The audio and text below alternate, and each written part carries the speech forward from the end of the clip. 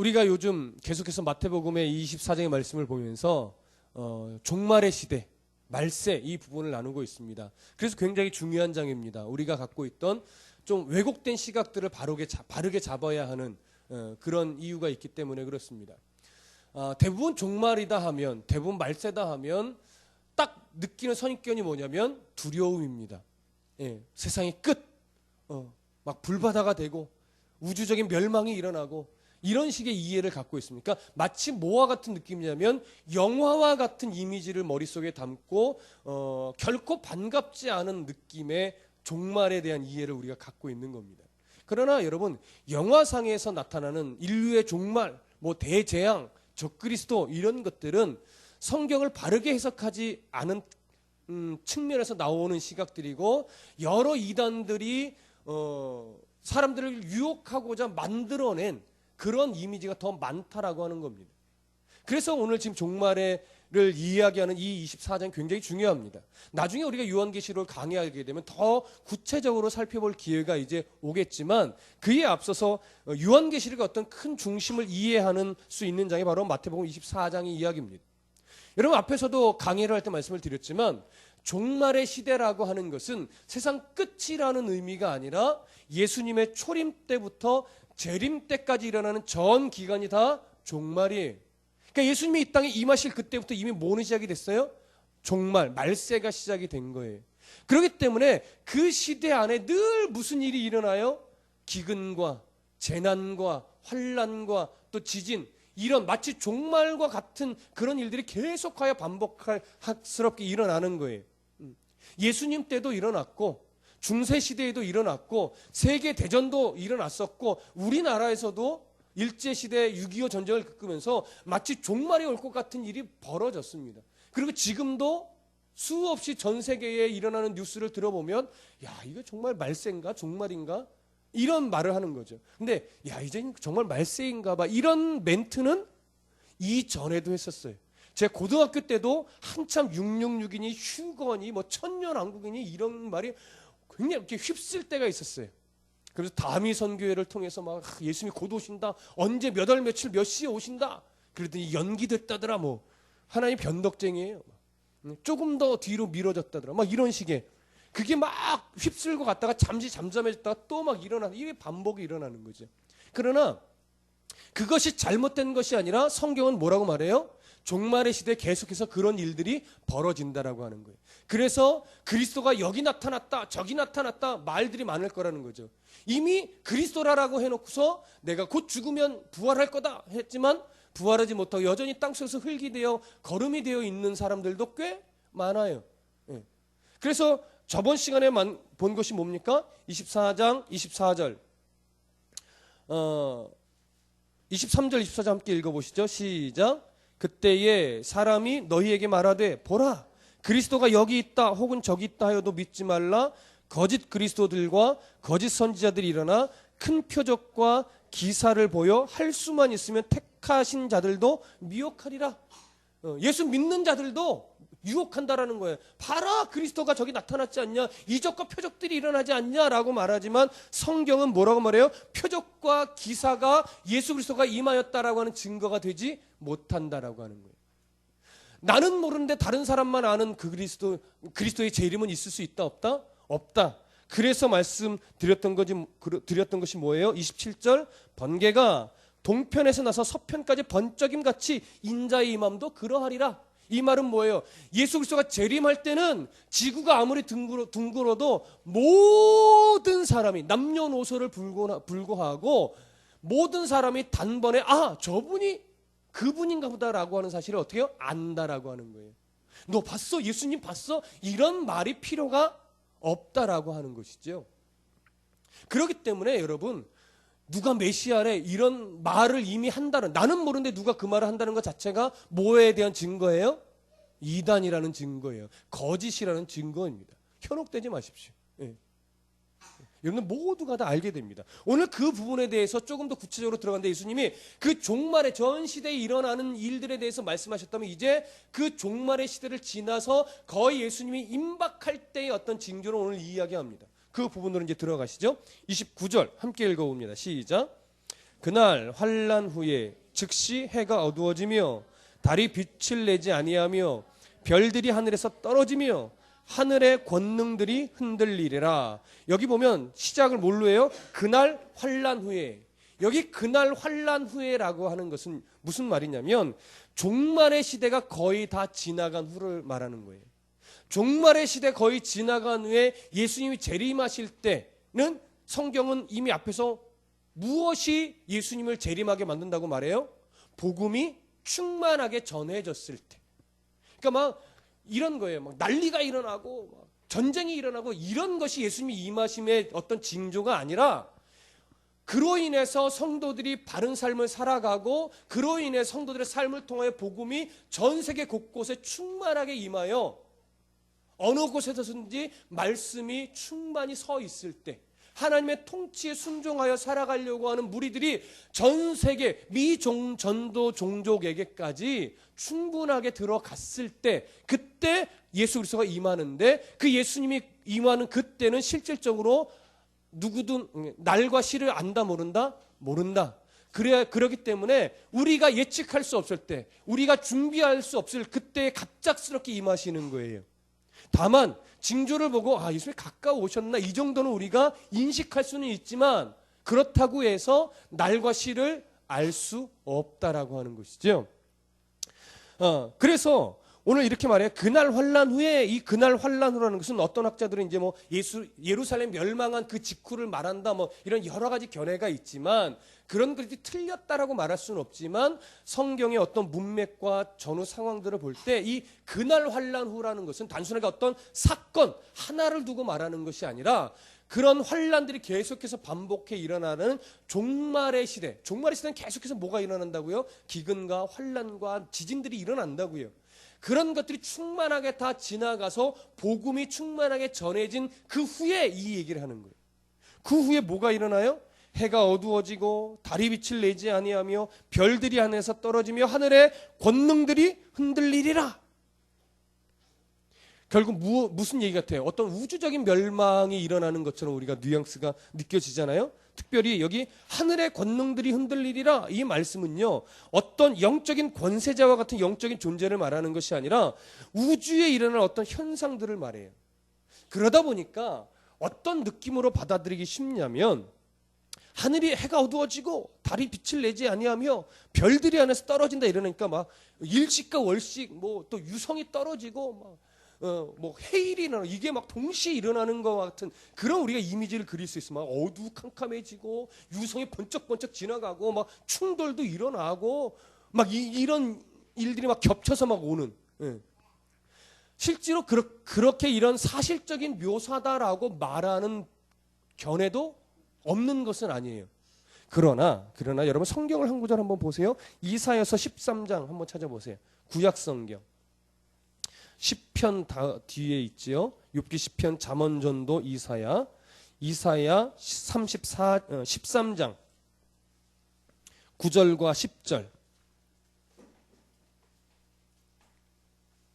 9절과 10절 구약성경 983쪽 이사야 13장 9절과 10절 함께 읽어보겠습니다. 시작. 보라 여호와의 날 곧 잔혹히 분냄과 맹렬히 노하는 날이 이르러 땅을 황폐하게 하며 그 중에서 죄인들을 멸하리니 하늘의 별들과 별 무리가 그 빛을 내지 아니하며 해가 돋아도 어두우며 달이 그 빛을 비추지 아니할 것이로다. 자, 오늘 마태복음의 말씀과 비슷하지요. 예수님이 이 내용을 인용한 겁니다. 근데 오늘 이사야 13장 9절과 10절 이 말은 어떤 때를 말하는 거냐면 바벨론의 멸망을 예언하는 말씀이에요. 한 구절 더 찾아보실까요? 이사야 34장 1절부터 4절까지 이사야 34장 1절부터 4절까지 함께 읽어보겠습니다. 시작. 열국이여 너희는 나와 들을지어다. 민족들이여 귀를 기울일지어다. 땅과 땅에 충만한 것 세계와 세계에서 나는 모든 것들이여 들을지어다. 대저 여호와께서 열방을 향하여 진노하시며 그들의 만군을 향하여 분내사 그들을 진멸하시며 사륙당하게 하셨은즉 그 사륙당한 자는 내던진 바 되며 그 사체에 악취가 솟아오르고 그 피에 산들이 녹을 것이며 하늘의 만상이 사라지고 하늘들이 두루마리 같이 말리되 그 만상의 쇠자나무 포도나무 잎이 마름 같고 무화과 나무 잎이 마름 같으리라. 4절에 말하죠. 하늘의 만상이 사라지고 하늘들이 두루마리 같이 말리되, 자, 이 구절은 또 느낌이 비슷하죠. 이 구절은 에돔의 멸망을 예언하는 겁니다. 그렇기 때문에 바벨론의 멸망을 예고하고 에돔의 멸망을 얘기할 때 정말 하늘이 막 그렇게 우주적인 멸망이 일어났어요? 아니라고요. 그 표현 자체는 이미 구약시대의 구약성경에서는 한 나라의 멸망이나 한 도시의 멸망을 예언하기 위한 어떤 전형적인 어구로 시적인 언어로 표현된 거예요. 마치 우리나라 일제시대에 이상화 선생님이 빼앗긴들에도 봄은 오는가 이런 시를 썼잖아요. 그게 빼앗긴 이 나라에 봄이 안 온다는 얘기예요? 아니죠. 해방을 소망하는 거죠. 그렇죠? 그래서 봄이 안 온다는 이런 어떤 사실적인 묘사가 아니란 말이에요.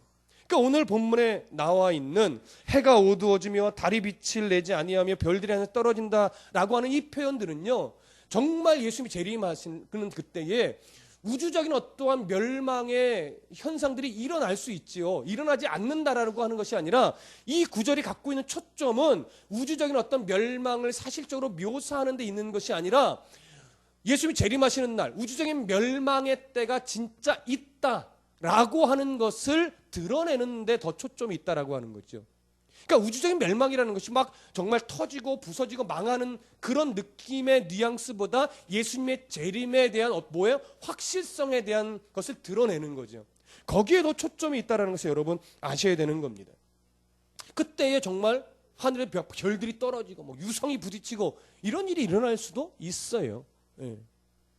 그러나 초점은 예수님의 재림이 분명히 있다. 이것을 강조하고 싶은 거예요. 그래서 여러분 오해하지 않으셨으면 좋겠다라고 하는 것이죠. 그런 일이 있을 수도 있지만 이 구절을 근거로 마지막 날은 막 하늘에 별이 떨어지고 막 이런 막 지진이 일어나고 막 우주적으로 막 다 망하고 이런 것들을 상상하는 것은 사실 그리 바람직하지 못하다라고 하는 거예요. 어떤 현상을 통해서 어떻게 될지는 몰라요. 다만 확실한 건 뭐예요? 하나예요. 그때가 되면 하나님 예수 그리스도가 이 땅에 임한다. 그것에 대한 확실성을 지금 성경은 드러내고 있다라고 하는 것이죠. 그러니까 여러분 갖고 있는 어떤 말세에 대한 마지막 날에 대한 이미지를 조금 바꾸실 필요가 있어요. 우리가 너무나 매스미디어에 시각적인 그런 이미지가 너무나 많이 박혀 있어서 말세하면 그냥 딱 눈에 막 그림이 막 그려져요. 막 예? 마지막 날 막 이런 영화들을 너무 많이 봐서 그런 이미지들이 꼭 성경에서 말하는 이미지는 아니다. 라고 하는 것 여러분 좀 기억해 놓으시면 좋을 것 같습니다. 이제 다시 오늘 본문으로 돌아오셔서 30절 함께 읽어보겠습니다. 30절 시작. 그때에 인자의 징조가 하늘에서 보이겠고 그때에 땅의 모든 족속들이 통곡하며 그들이 인자가 구름을 타고 능력과 큰 영광으로 오는 것을 보리라. 자 보세요. 30절에 초점이 뭐에 있어요? 인자가 오는 것에 초점이 있다고요. 그때 그 징조가 일어나는 그때에 초점은 망한다, 멸망한다 이거에 초점이 있는 것이 아니라 인자가 큰 능력과 영광으로 온다는 것에 초점이 있어요. 자 그러면서 말하죠. 그때의 인자의 징조가 어떻게 해요? 하늘에서 보이겠고, 그러니까 인자의 징조가 하늘에서 보이겠다라고 하는 것은 그 초점이 어떤 징조냐? 어떤 현상의 징조냐? 이것에 있지 않아요. 모든 사람이 그 징조를 알게 된다라고 하는 것에 초점이 있어요. 그러니까 결국 그 징조의 초점이 뭐냐고요? 예수님이 이 땅에 오시는 거죠. 그러니까 하늘에서 보이겠고라고 하는 것은 뭐냐면요. 그 징조를 따라 예수님이 재림하시는 것을 모든 사람이 다 어떻게 된다? 보게 된다. 모든 사람이 다 알게 된다. 이것에 초점이 있는 거예요. 그래서 징조가 하늘에서 일어날 때 그들이 모든 지구가 아무리 둥글어도 동굴 속에 있어도 뭐 바다 밑에 있어도 모든 사람이 보게 되는 크게 두 가지가 있는데 첫 번째는 뭐냐면 30절 중반 이후에 인자가 구름을 타고 능력과 큰 영광으로 오는 것. 인자가 오는 것을 보게 되는 거예요. 첫 번째. 모든 남녀노소를 불문하고 병원에 있든 어디에 있든 산에 있든 들에 있든 바다에 있든 모든 사람이 다 보게 돼요. 두 번째, 31절 이후에 보면 그의 택하신 자들을 하늘 이 끝에서 저 끝까지 사방에서 모으는 것을 보게 돼요. 이 두 가지는요, 모든 사람이 다 알게 되는 거예요. 그때 그 징조가 하늘에서 일어나면. 그러니까 어떤 징조냐가 중요하지 않죠. 예수님이 재림하신다, 그리고 예수님이 택하신 자들을 불러 모으신다, 이 두 가지를 알게 되는 것에 성경은 초점이 있는 거예요. 그럼 그것을 놓쳐서는 안 될 겁니다. 특별히 여기 30절에 인자의 징조가라고 할 때 이 징조라고 하는 헬란 말은요, 어떤 의미냐면 기호, 표식 이런 의미예요. 그러니까 기호라는 건 뭐예요? 왜 기호가 있어요? 그 기호만 보면 무슨 의미인지 모든 사람이 다 안다라고 하는 거죠. 그러니까 인자의 징조라는 것은 뭐냐면 인자가 오는 것에 대해서 모든 사람이 다 알게 되는 어떠한 현상이라는 거예요. 그러니까 어떤 현상이냐가 중요하지 않고 모든 사람이 알게 된다는 것이 초점이 있다는 것에 대한 어떤 증거가 되겠죠. 여러분 다 알게 돼요. 근데 그때 그렇게 모든 사람이 이 두 가지 인자의 임함과 택하신 자를 불러 모으시는 하나님의 그 손길을 알게 될 때 그것을 바라보며 어떤 사람이 생기냐면 통곡하는 사람이 생긴다라고 하는 거예요. 통곡하는 사람. 자, 보세요. 다시 한번 30절. 그때에 인자의 징조가 하늘에서 보이겠고, 그럴 때 인자의 징조가 하늘에서 보여서 인자가 오는 것을 알게 되고 택하신 자들을 불러 모으는 것을 알게 될 때 그때의 땅의 모든 족속들이 통곡한대요. 여기 땅의 모든 족속이라는 것은 택함을 받은 자를 제외한 모든 족속이에요. 택함을 받은 자들은 사실은 감격의 눈물을 흘리겠죠. 택함을 받지 못했던 사람들은 와, 내가 왜 그걸 몰랐을까? 내가 왜 그때 그분의 전도를 외면했을까? 이것에 대한 뭐예요? 통곡의 눈물을 흘리는 거예요. 이 구절은 우리에게 굉장히 경각심으로 다가오셔야 됩니다. 그리고 감사로 다가와야 됩니다. 아, 그래서 내가 오늘 예배하고 있다는 것이 그래서 감사한 거구나.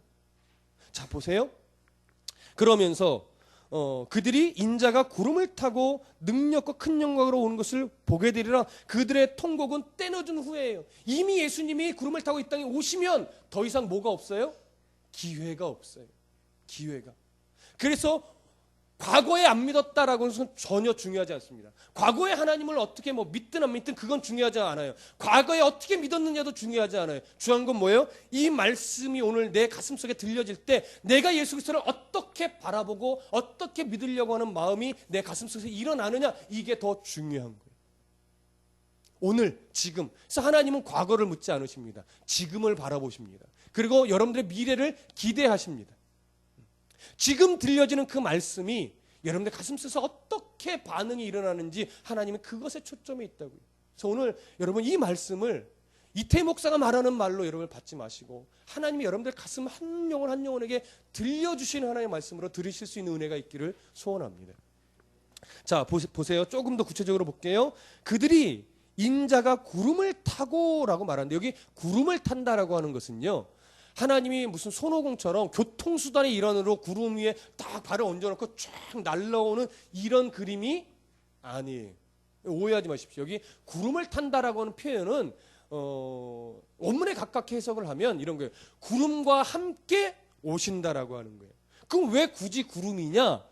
구약 시대에 이 예수님의 이 땅에 현현하는 그런 현상을 묘사할 때요, 항상 뭐가 함께 오시냐면 구름과 함께 와요. 안개처럼 이렇게 희뿌연 구름과 함께 예수님이 그 속에서 다 오시는 거예요. 그래서 전형적인 어떤 시적인 표현이에요. 예수님이 현현하셨다라고 하는 것을 표현하기 위해서 표현할 때는 항상 구름과 함께 온다라고 하는 거죠. 여러분, 연예인들이 인기가 많을 때, 그래서 막 따라다니는 무리가 많을 때, 야, 팬들이 구름처럼 몰려드네? 라고 할 때 그게 구름이 막 왔다라는 거예요? 그게 아니란 말이에요. 그만큼 많이 몰려든다는 얘기죠. 예수 그리스도가 구름과 함께 신적인 존재가 이 땅에 현현할 때 어떤 현상이냐? 구름과 함께 나타나는 현상을 표현하는 전형적인 어구라고요. 그러니까 교통수단으로 타고 오시는 것이 아니에요. 그렇게 이 땅에 오시는데 어떠한 모습으로 오느냐? 능력과 큰 영광으로 오신다라고 말해요. 능력과 큰 영광. 여러분, 이 부분에 조금 초점을 맞출 필요가 있습니다. 왜? 예수님이 큰 능력과 큰 영광으로 오실까요? 우리가 예수님이 이 땅에 재림을 하신다라고 하면 딱 마음속에 느껴지는 이미지는 뭐냐면 심판이에요. 심판. 그죠? 악한 자는 지옥의 심판.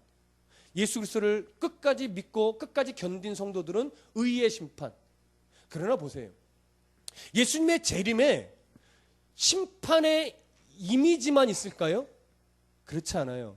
심판의 이미지는요, 사실 약해요.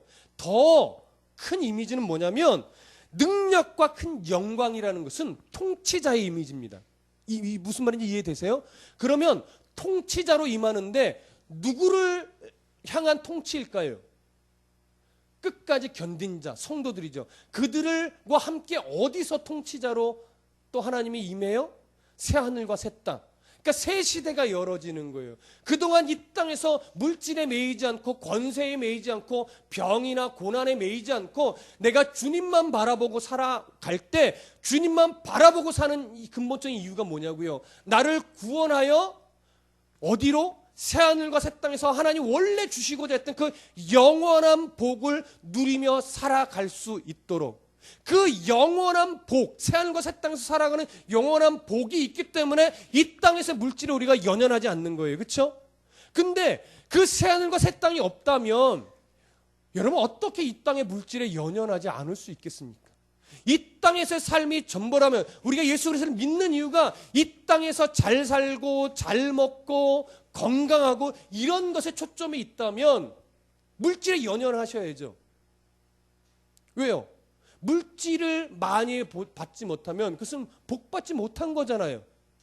예수 믿는 이유가 거기에 있다면, 예수 믿는 이유가 어떤 잘 출세하는 것에 있다면 여러분 지금 어떻게 해서든지 높은 자리에 올라가셔야 돼요. 왜요? 그렇지 않으면 하나님의 복 못 받은 거잖아요. 기도하는 대로 병이 나야죠.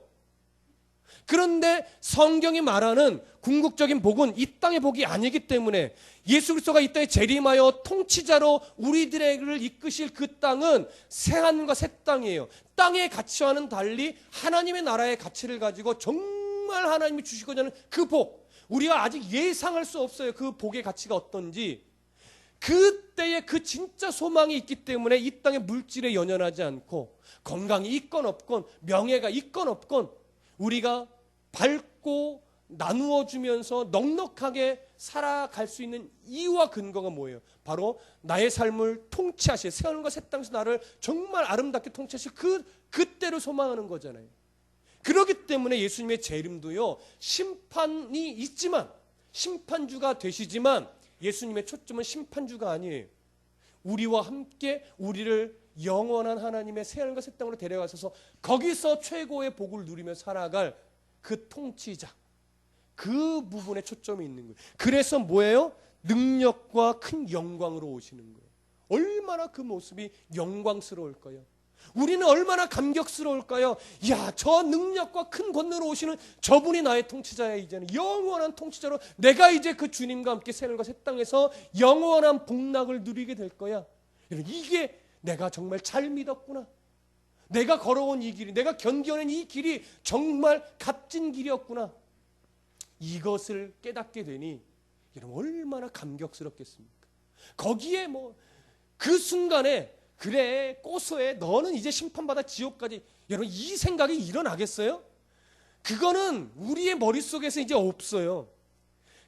믿는 자, 견뎌낸 자의 이 소망 가운데 재림하신 예수님을 바라보면요, 그때는 어휴 저놈 그렇게 내가 예수 믿으라고 믿지 않더니 너 잘됐어, 이런 생각은 일어나지 않는 거예요. 오직 하나, 이제 저분과 함께 저분의 통치를 받으며 내가 새하늘과 새 땅에서 영원한 삶을 누릴 거야.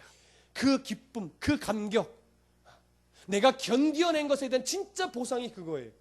내가 물질에 매이지 않고, 내가 권세에 매이지 않고, 내가 이 세상의 어려움을 믿음 안에 잘 견뎌낸 그 보상이 바로 그것 때문이라고요. 그러니 감격과 감사와 은혜밖에 없는 거죠. 예수 재림하신의 초점 바로 그거예요. 여러분 이 감격 그때를 소망하십시오. 그 날이 옵니다. 그 날이.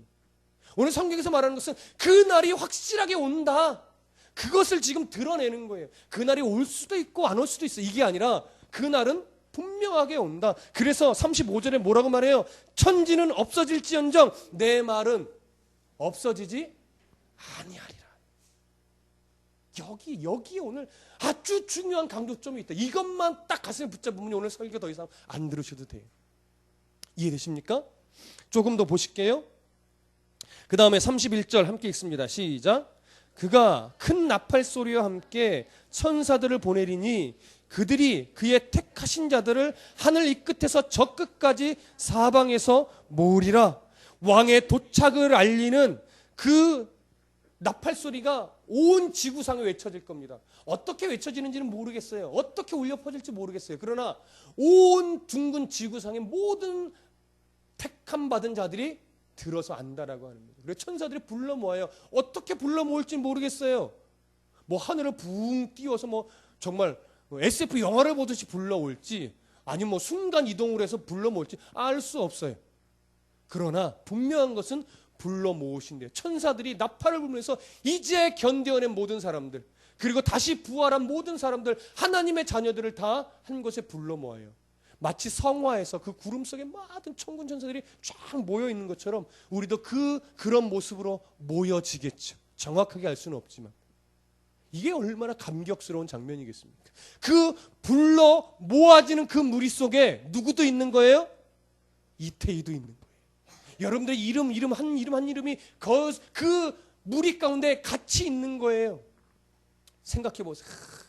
그 무리 속에 상상을 해요. 유독 딱 드러나는 얼굴. 누구 얼굴이에요? 저 사람 얼굴은 소용없어요. 누구 얼굴이요? 내 얼굴이 쫙 드러나는 거죠, 여러분. 상상해 보세요. 얼마나 영광스럽겠어요. 그 자리에 있어야 될 얼굴이 안 보인다면 우리가 또 얼마나 가슴 아프겠습니까? 있어야 될 그 얼굴이 있을 수 있도록 여러분 잘 사셔야 돼요. 그래서 그리스도인답게 사셔야 돼요. 그래야 지금은 몰라도 어느 순간 있어야 될 그 얼굴이 제발 하는 기도하며 그 얼굴이 그때 그 자리에 있을 것을 우리가 상상하게 되잖아요. 없다고 상상해 보세요. 얼마나 가슴이 미어집니까? 나만 있으면 어떻게 해요? 우리 가족들이, 형제들이 그 자리에 있어야죠. 그래서 여러분, 그래서 우리의 삶이 더 건강하고 바라야 돼요. 예수 믿는데 늘 욕심꾸러기면 안 돼요. 예수 믿는데 다혈질이면 안 돼요. 성향은 그럴 수 있어도 예수님 때문에 참아내는 싸움을 하셔야 돼요. 그게 그리스도인다운 싸움이에요. 왜요? 그날 그 자리에, 영광스러운 자리에 그들도 함께 있어야 되니까. 그러니 그 성도들의 속이 터지죠. 왜 안 터지겠어요? 속이 터지는 거죠. 그러나 터져도 좋사오니, 무슨 말인지 알겠습니까? 내 속이 뭉그러져도 좋사오니 하나님의 백성으로 살아게 하시고 그 사람의 그 얼굴도 그 자리에 그 영광스러운 무리 속에 있게 하여 주옵소서. 사방에 택하신 자들을 불러 모으는 그 이름에, 그 리스트에 그도 있게 하여 주옵소서. 내 속이 뭉개질지언정 하나님 그를 섬길 수 있도록 도와주시옵소서. 그게 우리의 소원이요, 우리의 기도가 되어죠. 언제까지나 주세요, 언제까지나 주세요. 그 수준에 머물러 있으시겠습니까? 그렇죠? 오늘 이 그림을 보면서 여러분 그 소망을 여러분 가지셔야 돼요. 이 사실을 잊지 않게 하기 위해서, 내가 그렇군, 내 소망이 그 하나님의 나라에 있어야 되는구나, 내가 오늘 견디어내는 것이 결코 헛된 일이 아닌구나, 오늘 내가 가슴이 뭉그러지다 할지라도 그를 위해 내가 낮아지고 섬겨야 되는 이 일이 가치 있는 일이구나, 이걸 잊어버리지 않기 위해서 뭐가 필요한지 아세요? 이 종말의 시대에 일어나는 여러 일들이 그래서 필요한 거예요. 성경이 그래서 앞에서 말했잖아요. 이 종말에 일어나는 일들이요, 계속 있을 거예요. 그러나 6절, 24장 6절 함께 읽어봅니다. 시작. 난리와 난리 소문을 듣겠으나 너희는 삼가 두려워하지 말라. 이런 일이 있어야 하되 아직 끝은 아니라. 왜 이런 일이 있어야 돼요? 그런 일들을 통해서 내가 계속 생각하게 된다고요. 내가 견디는 이 일이 결코 헛된 일이 아니구나. 배워야죠.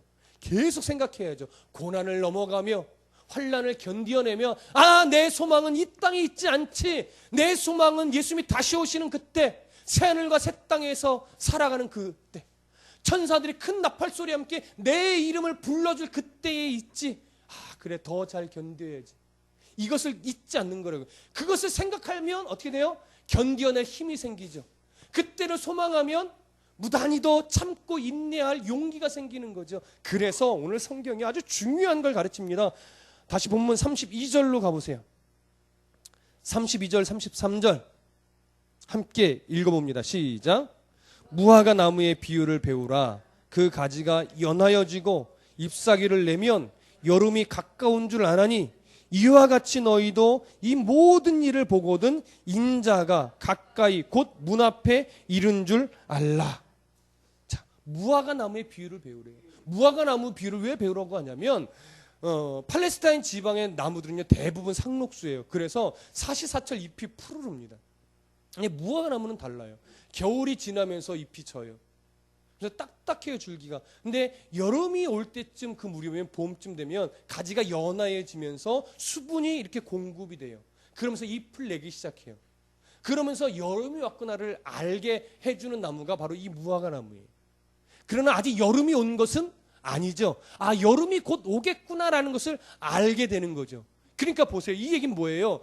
겨울이 지나 봄이 되며 수분을 내서 가지가 연하여지고 잎을 내면 아, 여름이 오는 거의 가까이 왔구나라는 것을 알듯이 우리가 이 땅에 일어나는 여러 난리들, 여러 기근들, 지진들 이런 현상들을 바라보면서 그리고 내 삶에 일어나는 이런 여러 기근과 같은 일들, 내 삶에 일어나는 이런 수많은 환난과 고난과 이런 일들이 반복되잖아요. 요 정도만 끝내면 이제 편해질려나 하지만 조금 더 편해졌다고 다시 또 어려움이 오고 한 고비 넘겼다 싶으면 또 한 고비가 오고 그게 우리 인생이잖아요. 그 고비를 넘길 때마다 하나님 언제까지 힘들어야 돼요? 이것이 아니라 가지가 연하해지고 잎이 나면 여름이 가까이 왔다는 것을 우리가 이해하듯이 그 고난의 시절을 넘기고 또 넘기고 넘어가면서 갈 때마다 뭘 생각하고 바라보라고요? 아, 그렇지.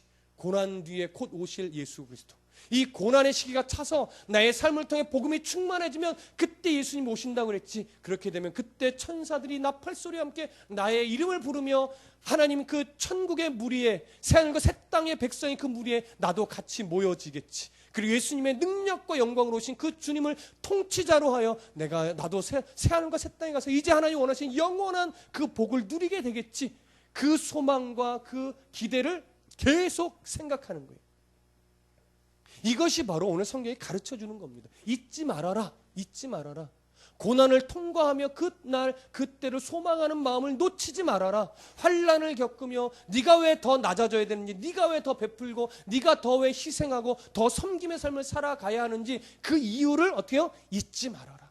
그러면서 힘을 내고 그러면서 위로를 받고 그러면서 용기를 내고 그러면서 한 걸음 한 걸음 주님이 원하시는 삶을 배워가는 거죠. 여러분, 이 사실을 우리가 가슴에 깊이 새기가 되면서 성경의 역사와 또 세상의 역사와 내 인생의 역사를 이러한 하나님의 시선으로 바라보게 되면 여러분, 이제 재물이 목적이 되어 살아가는 삶, 성공이 목적이 되어서 살아가는 삶이 얼마나 무가치한 삶인지 우리가 알게 됩니다. 그것이 쓸데없다 이것이 아니라 물질이 필요 없다가 아니라 그것이 목적이 되어 살아가는 삶이 얼마나 가치 없는가라고 하는 것을 알게 되는 것이에요. 여러분, 재물이 있어야 신앙도 있지요 라고 말하는 사람이 종종 있어요. 그렇죠?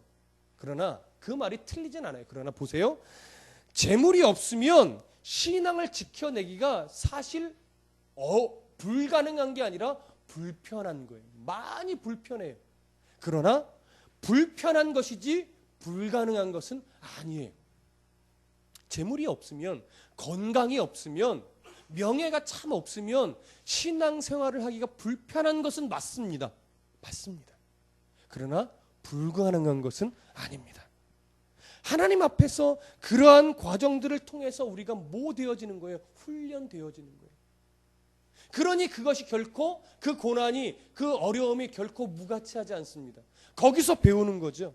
그것을 통해서 훈련되어지면서 하나님 나라의 가치를 우리가 배우는 거예요. 그러니까 주신 물질에 감사할 수 있고 주신 건강에 감사할 수 있고 주신 위치에 감사할 수 있어요. 그것이 전부가 아니다라는 것을 아니까 이제 물질에 매여 살지 않아요. 성공에 매여 살지 않아요. 건강에 매여 살지 않아요. 이왕이면 재물이 있으면 좋은 것뿐이에요. 이왕이면 명예가 있으면 좋은 것뿐이에요. 그러나 없어도 하나님 기뻐하는 삶을 얼마든지 살아갈 수 있다라고 하는 용기와 담력이 생기는 거죠. 왜요? 하나님 나라의 가치가 가슴속에 새겨지니까. 그것이 성경에 말하는 게 그겁니다. 우리는 모두 이 훈련을, 이 종말의 시대를 살아가면서 우리가 배우게 됩니다. 오늘 결론의 말씀으로 34절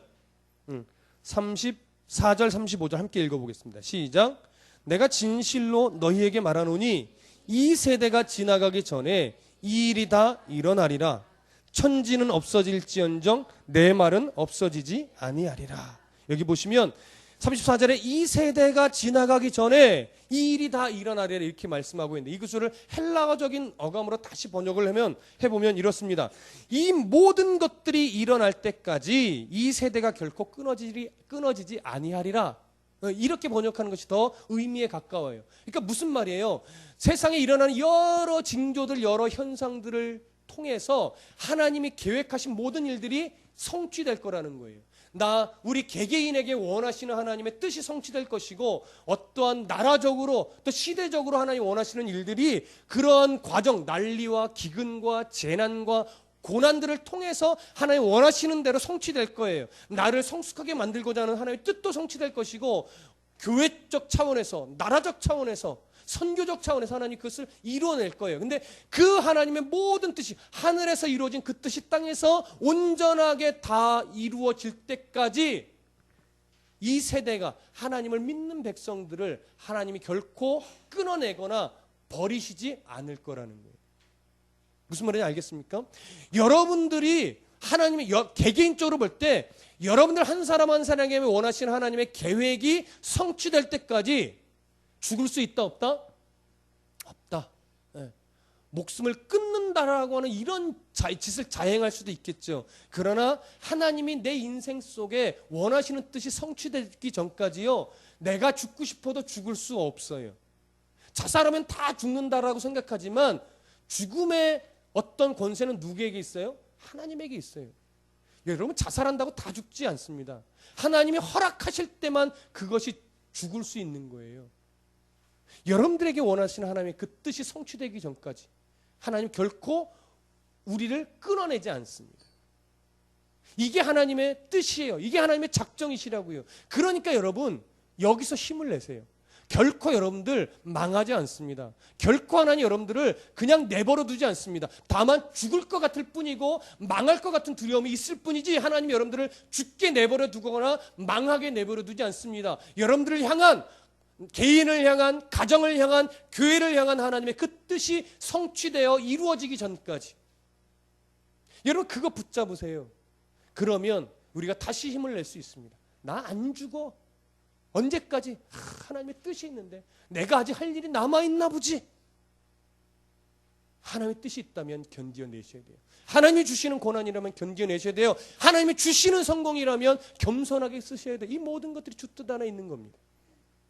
여러분, 의심하지 마십시오. 35절, 천지는 없어질지언정 내 말은 없어지지 아니하리라. 하나님을 바르게 믿으면, 하나님의 은혜가 내 속에 있으면, 하나님이 믿음을 선물로 주셨다면 이 말의 의미가 가슴속에 새겨지실 겁니다. 종말의 시대를 살아가는 여러분들, 우리의 삶이 이러한 자세로 건강해지시기를 소원합니다. 기도하겠습니다.